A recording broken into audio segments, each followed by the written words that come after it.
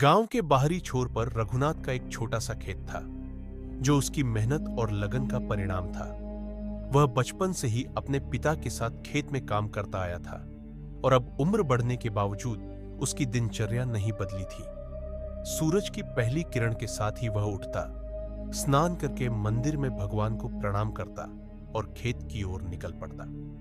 खेत में पहुंचते ही वह सबसे पहले मिट्टी को अपने हाथों से छूता, मानो यह देख रहा हो कि उसकी जमीन कैसी महसूस कर रही है। हर फसल की शुरुआत मिट्टी की जांच से होती थी।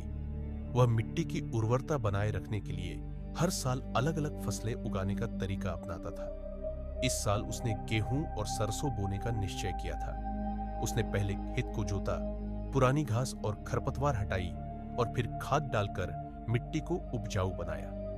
बैलों की मदद से वह हल चलाता और उसकी पत्नी बीच बीच में उसे पानी और गुड़ लाकर देती, ताकि वह ऊर्जा बनाए रख सके। बीज बोने का समय आया तो रघुनाथ ने सावधानी से अच्छे और स्वस्थ बीजों का चुनाव किया। वह जानता था कि बीज ही उसकी मेहनत का आधार है, इसलिए उसने पिछले साल की सबसे अच्छी फसल से निकले बीजों को ही बोने के लिए रखा था।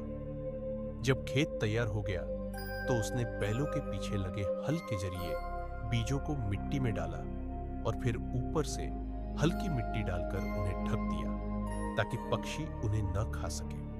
बीजों को सही मात्रा में पानी मिलना जरूरी था, इसलिए वह हर सुबह और शाम खेत पर जाकर सिंचाई करता। पास के कुएं से पानी खींचकर खेतों तक पहुंचाना आसान नहीं था, लेकिन उसके मजबूत हाथों ने कभी हार नहीं मानी। दिन भर काम करने के बाद भी वह शाम को खेत में बैठकर घंटों तक अपनी फसल को देखता रहता, जैसे कोई पिता अपने बच्चे को बढ़ते हुए देखता है। कुछ ही हफ्तों में छोटे छोटे हरे पौधे मिट्टी से बाहर आने लगे। यह दृश्य देखकर रघुनाथ का चेहरा खुशी से खिल उठा। अब उसकी जिम्मेदारी और बढ़ गई थी। फसलों को सही पोषण देने के लिए वह जैविक खाद और गोबर का इस्तेमाल करता, ताकि अनाज शुद्ध और पौष्टिक बना रहे। खेत में समय समय पर कीड़े लगने का खतरा भी बना रहता था, इसलिए वह नियम की पत्तियों और प्राकृतिक उपायों से कीटनाशक तैयार करता। कभी कभी जब खेत में जंगली जानवर आ जाते तो वह रात में जागकर पहरा भी देता।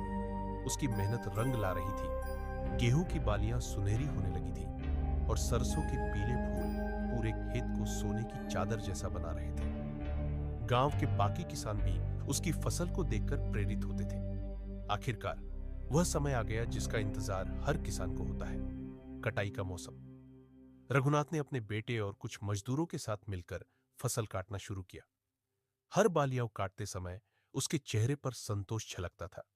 उसने अपनी मेहनत से अनाज उगाया था और अब यह उसकी मेहनत का फल था।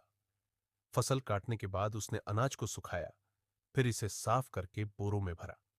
कुछ अनाज उसने बाजार में बेचने के लिए रखा और कुछ अपने परिवार और अगली फसल के बीज के रूप में बचा लिया। जब वह अपनी मेहनत की कमाई लेकर बाजार गया तो उसे अच्छे दाम मिले। घर लौटते समय उसकी आंखों में संतोष और गर्व था। यह सिर्फ एक फसल नहीं थी, बल्कि उसके संघर्ष, मेहनत और आत्मविश्वास की जीत थी।